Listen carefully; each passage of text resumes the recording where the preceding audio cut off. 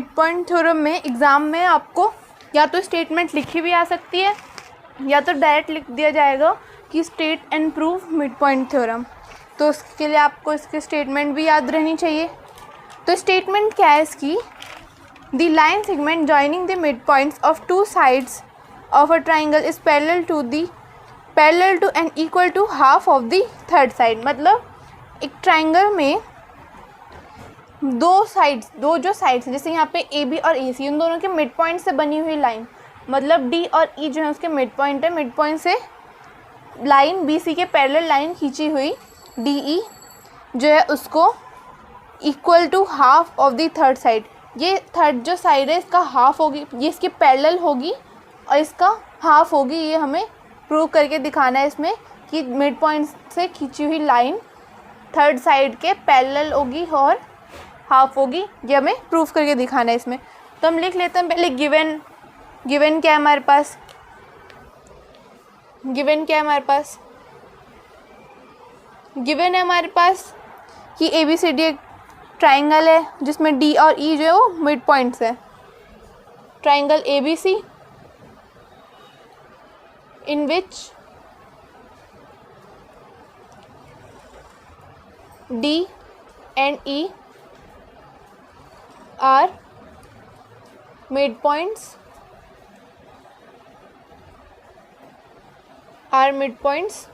of AB and AC। इनके mid points है। Proof क्या करना है हमें, to prove DE parallel to BC and DE equal to half of BC। ये हमें प्रूव करके दिखाना है। अब इसमें हमें कंस्ट्रक्शन करनी पड़ेगी जो कि मैंने पहले ही करके दिखा दिया आपको। तो यहाँ पे कंस्ट्रक्शन भी लिखना पड़ेगा हमें। Construction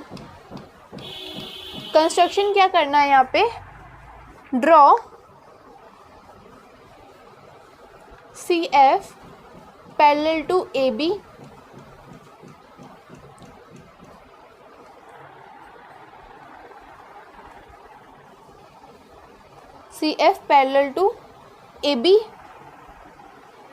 and produce the line DE। DE को आगे प्रोड्यूस कर दिया तो DE को F पे मीट कर रहे हैं, लिख देते हैं which cuts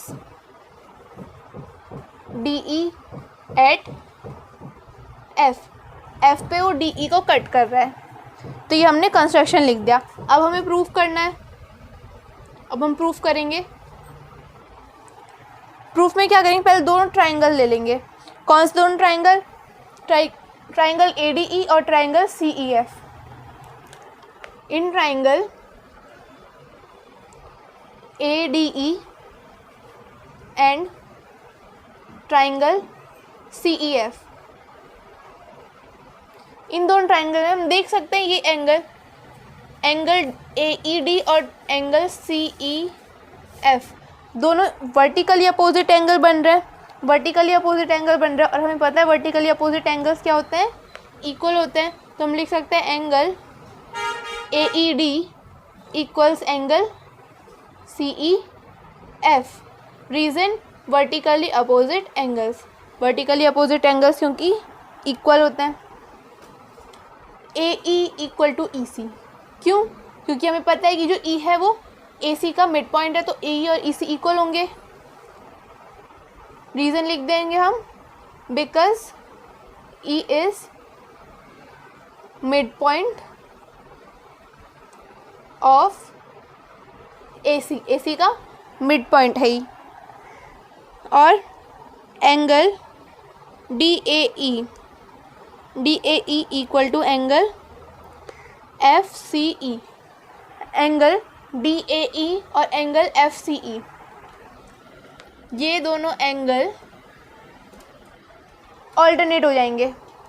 FCE, ये दोनों एंगल्स ऑल्टरनेट हो जाएंगे क्योंकि हमने क्या ड्रॉ की है, लाइन पैरेलल ड्रॉ की है। जो CF वाली लाइन है वो पैरेलल है AB के, तो उसमें ऑल्टरनेट एंगल्स बनेंगे। तो रीज़न में लिख देते हैं ऑल्टरनेट एंगल्स। ऑल्टरनेट एंगल्स हो गए। Therefore triangle ADE congruent triangle CEF, दोनों ट्राइंगल्स कॉन्ग्रुएंट हो गए बाय ASA कॉन्ग्रुएंसी रूल। जब ये कॉन्ग्रुएंट हो गए तो AD equal to CF, AD equal to CF and DE equal to FE हो जाएगा। रीज़न CPCT से दोनों साइड्स इक्वल हो गए। इसको इक्वेशन लेट कर लो, इक्वेशन फर्स्ट लेट कर लेते हैं इसको इक्वेशन लेट कर लिया हमने। तो अब ध्यान से देखो, क्वाड्रिलेटरल DFCB ये एक पैरेललोग्राम बन रहा है। अगर हम ध्यान से देखें तो इसमें FC जो है वो AB के पैरेलल है, जो FC है वो AB के पैरेलल है, तो फिर वो DB के भी पैरेलल होगी, क्योंकि जो DB है वो AB का ही पार्ट है। तो ये दोनों पैरेलल है। और AD और DB, ध्यान से देखो, AD और CF इक्वल है, AD और CF इक्वल है, और AD और DB इक्वल है। या फिर मैं इसको लिख के दिखा देती हूँ ताकि आपको अच्छे से समझ आ जाए। We know AD equal to DB. Reason D is midpoint of AB. ये मिड पॉइंट हो गया इसका। तो फिर अगर हम AD DB के भी इक्वल है, AD DB के इक्वल है और AD CF के इक्वल है, therefore DB equal to CF आ गया, DB इक्वल टू CF आ गया, इसको DB इक्वल टू CF आ गया। अब इस वाली जो क्वाड्रिलेटरल है, क्वाड्रिलेटरल में CF और BD पैरेलल भी है, CF और BD इक्वल भी है। हमें पता है, यहाँ हम लिख सकते हैं in quadrilateral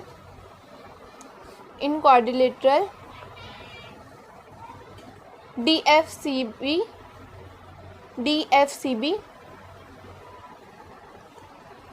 CF parallel to BD and CF equal to BD।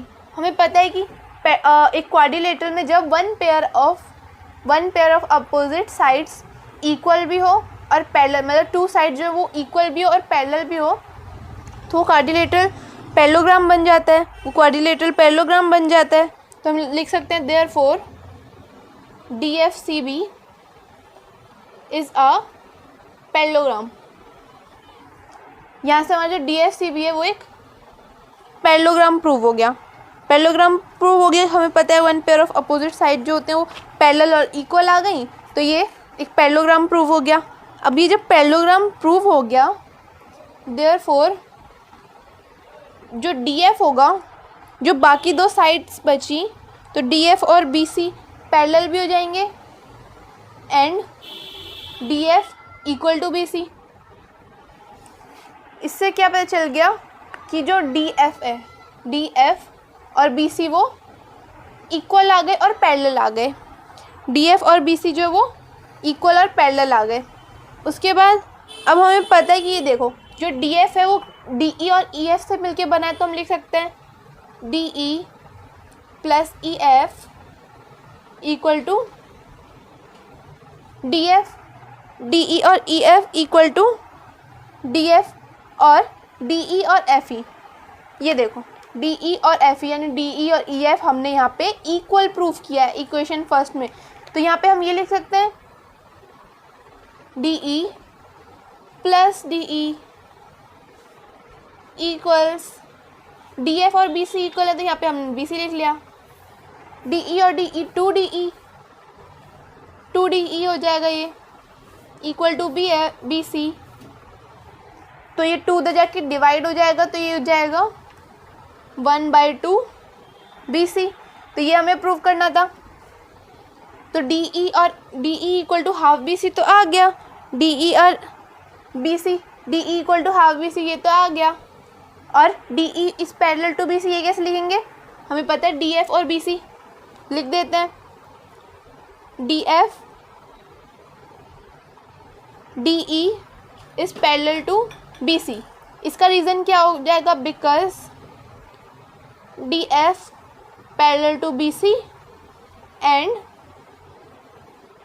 D E is a part of D F. D ई जो है वो डी एफ का ही पार्ट है, डी ई जो है वो डी एफ का ही पार्ट है, तो अगर डी एफ बी सी का पैरेलल होगा तो डी ई भी बी सी का पैरेलल होगा, तो डी ई और बी सी पैरेलल भी आ गए और डी ई जो होगा वो बी सी का हाफ भी आ गया। तो मिड पॉइंट थ्योरम में हमें यही प्रूव करना था। जो एक्सरसाइज 8.2 है उसमें मिड पॉइंट थ्योरम का बहुत यूज़ है, इसलिए मैंने आपको प्रूव करके दिखा दिया। कभी कभी ये एग्जाम में पूछ भी लेते हैं state and proof mid point theorem, तो आपको इसकी स्टेटमेंट भी याद करनी पड़ेगी और इसका प्रूफ अच्छे से आपको करना पड़ेगा, वरना आपके मार्क्स कट भी सकते हैं वहाँ पे।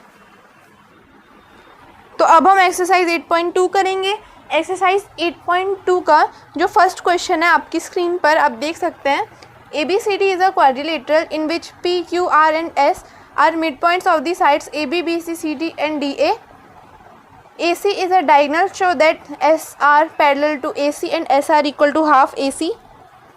PQ equal to SR, PQRS is a parallelogram. ये हमें प्रूव करना है ये तीनों पार्ट्स। तो फिगर भी आप अपने स्क्रीन पर देख सकते हैं, जो ABCD क्वाड्रिलेटरल है उसमें PQRS ये जो चारों पॉइंट्स हैं ये चारों मिड पॉइंट्स हैं साइड्स AB, BC, CD और DA के। तो अब हम इस क्वेश्चन को करते हैं। क्वेश्चन में हमें प्रूव करना है कि SR parallel to AC, SR equal to half AC, PQSR equal है, PQRS एक पैरेललोग्राम है। गिवन तो हमारे पास बस यही है कि ABCD क्वाड्रिलेटरल है और मिड पॉइंट्स हैं। तो इसमें पहले ADC में देखेंगे, पहला क्वेश्चन है ये, in triangle ADC। Triangle ADC को ध्यान से देखिए आप। ट्राइंगल ADC में S और R जो है वो मिड पॉइंट्स हैं AD और CD के, तो हम लिख सकते हैं S and R are mid points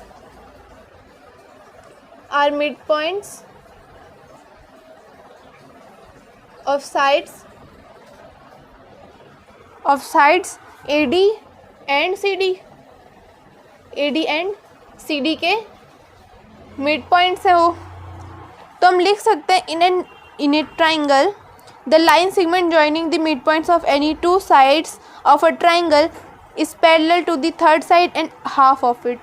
तो ये हमें बाय मिड पॉइंट थ्योरम, जो अभी हमने मिड पॉइंट थ्योरम करी, इसमें जो ट्राइंगल ADC है, ADC वाले ट्राइंगल में जो SR है, S AD का मिड पॉइंट है और R जो है CD का मिड पॉइंट है। तो जैसे मिड पॉइंट थ्योरम में था कि दो मिड पॉइंट से, दो साइड के मिड पॉइंट से बनी हुई लाइन थर्ड साइड के पैरेलल होती है, उसके हाफ होती है। तो हम यहाँ लिख सकते हैं bye mid point theorem, therefore by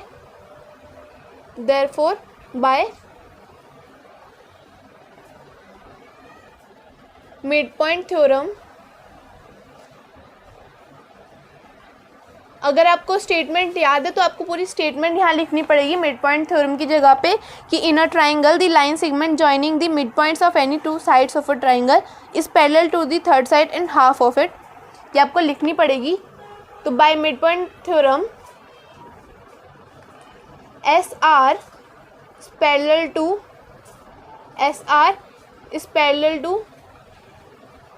DC, SR is parallel to AC, base जो थर्ड साइड जो वो AC है is parallel to AC and SR equal to half AC। SR जो है AC के पैरेलल है और SR जो है हाफ AC है, हम मिड पॉइंट थ्योरम से पता चल गया। अब हम ट्राइंगल PQR में ABC वाले ट्राइंगल में देखेंगे। इन ट्राइंगल ABC, वहाँ पे भी हम सेम देखेंगे। वहाँ पे कौन कौन सी साइड, कौन कौन से मिड पॉइंट है, P and Q, are mid points of, कौन कौन सी साइड के मिड पॉइंट्स है? A B and B C के, A B and B C दोनों के मिड पॉइंट्स है। Therefore by mid point theorem, मैं बार बार रिपीट कर रही हूँ कि मिड पॉइंट थ्योरम की जगह पे आपको पूरी स्टेटमेंट लिखनी पड़ेगी। बाय मिड पॉइंट थ्योरम पूरी स्टेटमेंट लिखोगे आप कि as we know that in a triangle the line segment joining the mid points of any two sides of a triangle is parallel to the third side and half of it, ये आपको लिखना पड़ेगा। तो by mid point theorem क्या हो गया? P Q जो होगा parallel to A C and P Q equal to half of A C. Okay, अगर इसको हम इक्वेशन फर्स्ट मान लें और इसको सेकंड इक्वेशन लेट कर लें तो आप देख सकते हो पी क्यू ए सी के इक्वल है, एस आर भी ए सी के पैरेलल है, पी सी भी ए सी के पैरेलल है, एस आर भी ए सी के पैरेलल है। तो हम लिख सकते हैं from first and second P Q is parallel to S R and, अब देख सकते हैं एस आर भी हाफ ए सी के इक्वल है, पी क्यू भी हाफ ए सी के इक्वल है, तो ये दोनों एक दूसरे के इक्वल हो गए। S R P Q is parallel to S R and P Q is equal to S R. P Q S R के पैरेलल भी हो गया और पी क्यू एस आर के इक्वल भी हो गया। अब हमें पता है कि जो पी क्यू आर एस वाला आप क्वाड्रिलेटरल देख रहे हो उसमें दो साइड मतलब एक पेयर ऑफ साइड मतलब दो साइड पैरेलल भी है और इक्वल भी है। तो हम लिख सकते हैं one pair of opposite sides are equal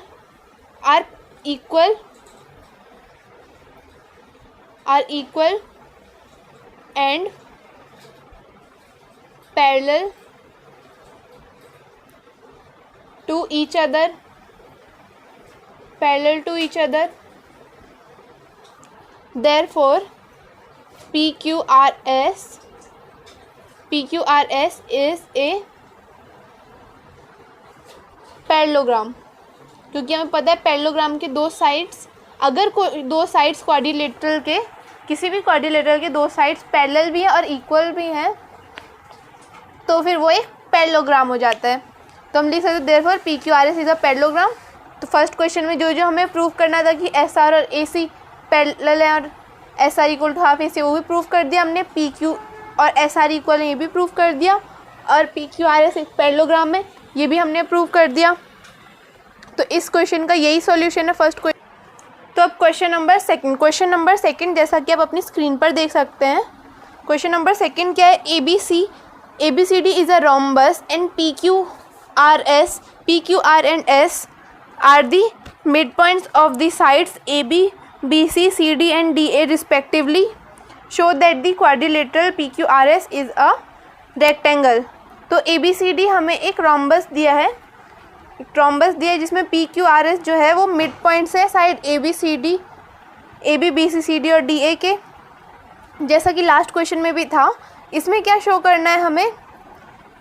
इसमें क्या शो करना है कि जो PQRS है वो एक रेक्टेंगल है। लास्ट क्वेश्चन में हमें ABCD क्वाड्रिलेटरल दिया था, इसमें ABCD हमें गिवन है कि वो एक रोम्बस है।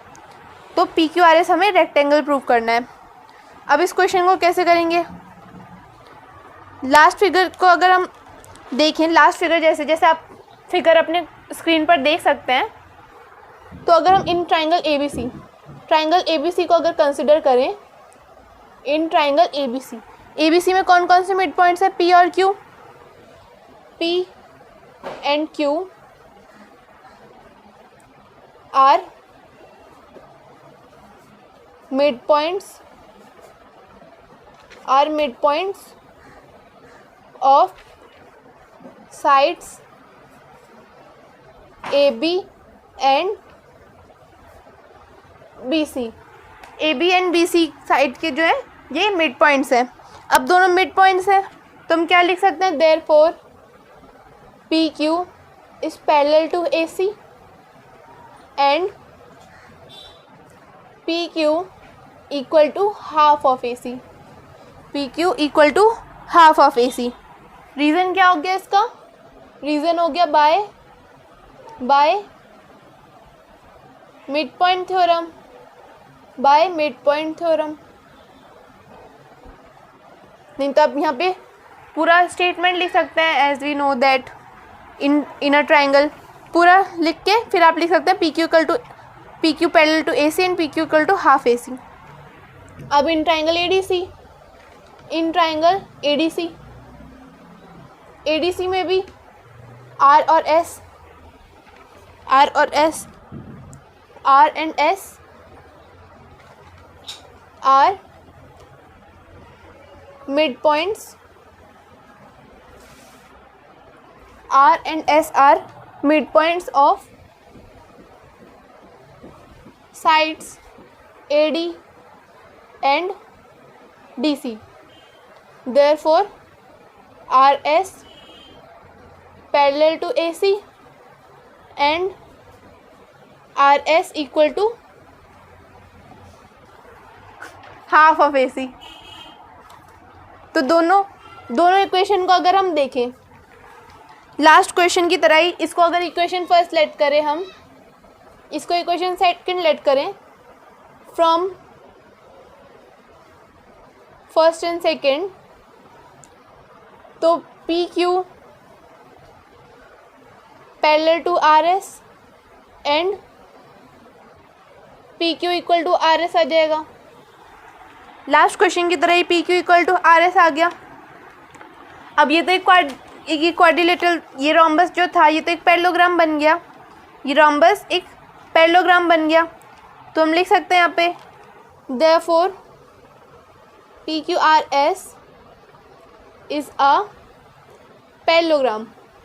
इससे पहले जैसे लास्ट क्वेश्चन में हमने जो लाइन लिखी थी, one pair of opposite sides are equal and parallel to each other, therefore P Q R S is a parallelogram.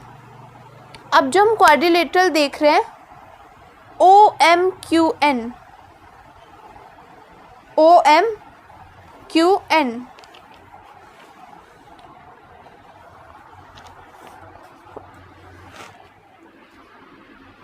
तो क्वाड्रिलेटरल OMQN जो हमने डायगोनल ज्वाइन करके बनाया था, तो हम वही क्वाड्रिलेटरल लेंगे इस बार। तो हम लिख लेते हैं इन क्वाड्रिलेटरल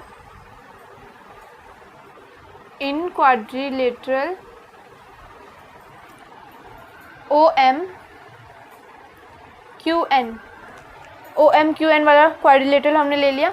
इसमें हम देख सकते हैं MQ जो होगा वो पैरेलल होगा किसके, ON के, किसके, ON के। इसका रीज़न क्या हो गया, because PQ parallel to AC और OQ और ON AC और PQ के ही पार्ट्स है, PQ और AC के ही पार्ट्स है, तो वो दोनों भी आपस में पैरेलल हो गए। Similarly QN parallel to OM, reason because QR is parallel to BD, और QN और OM QR और BD के ही पार्ट्स हैं, तो आपस में वो भी पैरेलल हो गए। Therefore OMQN is a parallelogram. Opposite sides parallel हो गई तो OMQN पैरेललोग्राम बन गया, पैरेललोग्राम। अब जब OMQN पैरेललोग्राम बन गया तो उसके अपोजिट जो एंगल्स होंगे वो भी इक्वल होंगे, अपोजिट एंगल्स इक्वल होंगे। This implies that angle MQN equals angle NOM, और MQN को हम एंगल PQR भी लिख सकते हैं। PQR वाला ही तो एंगल है जो MQN है। MQN को अगर हम देखें तो एंगल उसको हम PQR भी लिख सकते हैं। तो angle PQR equal to angle NOM, और एंगल NOM क्या होगा, एंगल NOM होगा 90 डिग्री। क्यों होगा, रीज़न क्या होगा इसका, क्योंकि हमें पता है जो डायगोनल्स ऑफ रोम्बस होते हैं, diagonals of rhombus are perpendicular to each other, diagonals of rhombus are perpendicular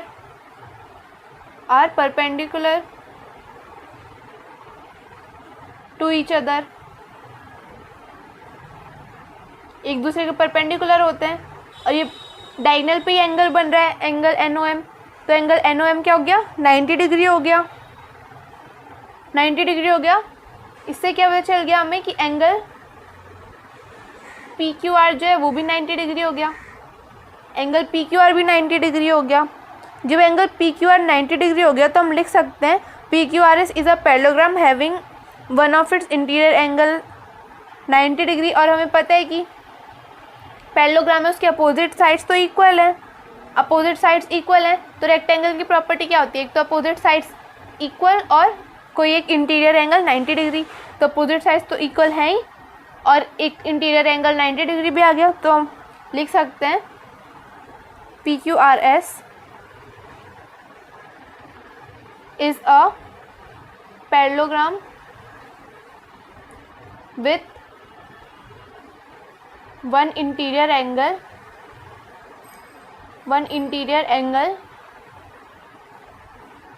of 90 degree. Hence PQRS is a rectangle. Hence PQRS is a rectangle. यही हमें प्रूव करना था कि PQRS जो है वो एक रेक्टेंगल है, ये हमने प्रूव कर दिया। इस क्वेश्चन का यही सॉल्यूशन है। अब क्वेश्चन नंबर 3, क्वेश्चन नंबर 3 क्या है, ABCD is a rectangle and PQRS are mid points of the sides AB, BC, CD, DA respectively, show that the quadrilateral PQRS is a rhombus. जैसा कि आप figure भी अपनी screen पर देख सकते हैं, ABCD एक रेक्टेंगल है जिसमें PQRS मिड पॉइंट दिए गए हैं sides AB, BC, CD and DA के। हमें क्या शो करना है कि जो PQRS है वो एक रोम्बस है। रोम्बस की क्या प्रॉपर्टी होती है कि सारे साइड्स इक्वल होते हैं, तो अगर हम सारे साइड्स इक्वल प्रूव कर दें, तो डायरेक्ट हम कह सकते हैं कि वो एक रोम्बस है। तो इसमें यही प्रूव करना होगा। तो इसमें जैसा कि फिगर में आप देख सकते हैं कि मैंने AC और BD को ज्वाइन कर दिया है। तो पहले आपको ये लिखना पड़ेगा, let us join AC and BD। AC and BD को हमने ज्वाइन कर रखा है। अब ABC वाला ट्राइंगल देखेंगे। इन ट्राइंगल ABC वाले ट्राइंगल्स में मिड पॉइंट्स क्या क्या है, P और Q मिड पॉइंट्स हैं AB और BC के, जैसे कि लास्ट 2 क्वेश्चन में भी हमने किया है। P and Q are mid points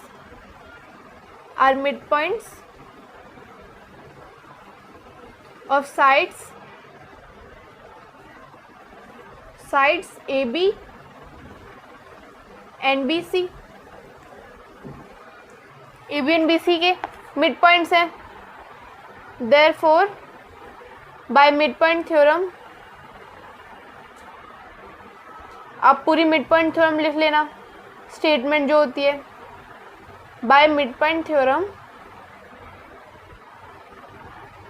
PQ parallel to AC and PQ equal to half of AC। PQ और AC पैरेलल हो गए और PQ AC का हाफ हो गया। मिड पॉइंट थ्योरम से हमें पता है, लास्ट के दोनों क्वेश्चन में भी हमने सेम काम किया है। सिमिलरली अब लिख देते हैं सिमिलरली इन ट्राइंगल ADC। अब ADC वाले ट्राइंगल में R और S है, S और R मतलब उसमें मिड पॉइंट्स हैं, तो लिख देंगे RS parallel to AC and RS equal to half of AC। ये कैसा है, आपने लास्ट 2 क्वेश्चन में किया हुआ है, सेम वही किया हमने। इसको इक्वेशन फर्स्ट लेट किया, इसको इक्वेशन सेकंड लेट किया। अब वही हम लिखेंगे from first and second, from first and second. First and second equation से हमें क्या पता चल गया कि P Q parallel R S and P Q equal to R S, therefore P Q R S is a parallelogram. Last दोनों question की तरह सेम हमने इसमें भी वही किया है। रीजन क्या हो जाएगा इसका, इन quadrilateral P Q R S one pair of opposite sides is equal and parallel, therefore P Q R S is a parallelogram. अब ये पैरेललोग्राम जब प्रूव हो गया तो इसके अपोजिट साइड्स पैरेलल और इक्वल हो गए, बाकी जो अपोजिट साइड्स है वो भी ये हो जाएगा। बाकी जो अपोजिट साइड्स है, जो अपोजिट साइड्स बच्चे जैसे P S parallel to Q R and P S equal to Q R, P S equal to Q R. ये रीज़न क्या हो जाएगा इसका, अपोजिट साइड्स ऑफ पैरेललोग्राम में ये पैरेललोग्राम के अपोजिट साइड्स पैरेलल और इक्वल होंगे। अब हम यहाँ पे जैसे हमने ट्राइंगल एडीसी और ट्राइंगल एबीसी में किया था वैसे ही हम यहाँ पे भी लिखेंगे similarly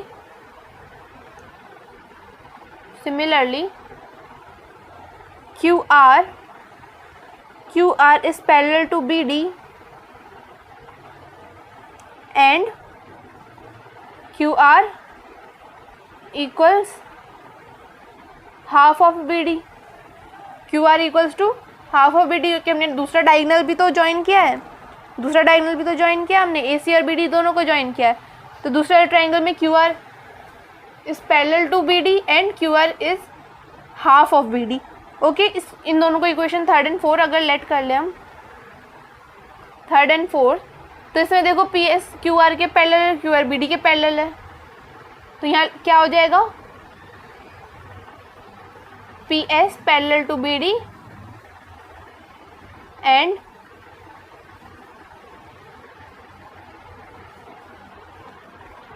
P S equal is parallel to B D आ गया, पी एस बी डी के पैरेलल आ गया, और and P S equal to half of B D, ये तो आ गया। और हम यहाँ से क्या लिख सकते हैं, from first second third fourth, और हमें क्या पता है जो डायगोनल्स ऑफ रेक्टेंगल होते हैं, diagonals of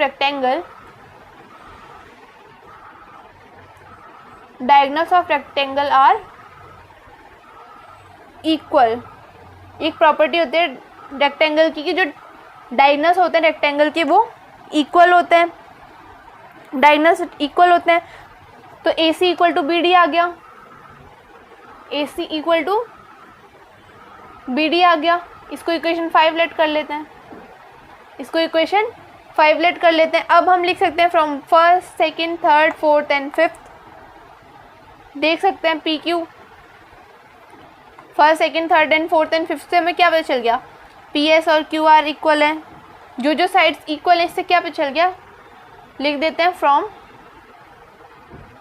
first second third and fourth, third fourth and fifth,